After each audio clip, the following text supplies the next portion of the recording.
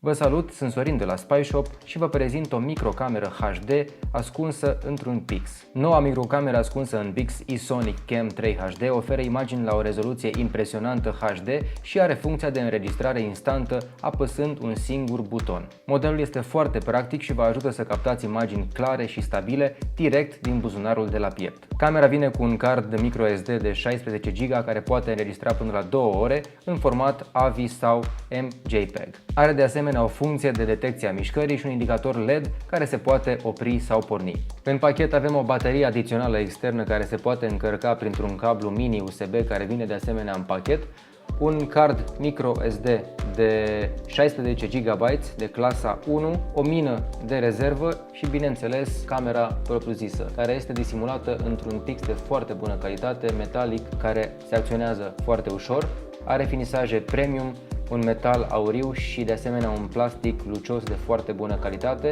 Produsul se găsește bineînțeles pe www.spy-shop.ro, acolo unde găsiți toate detaliile și prețul acestuia.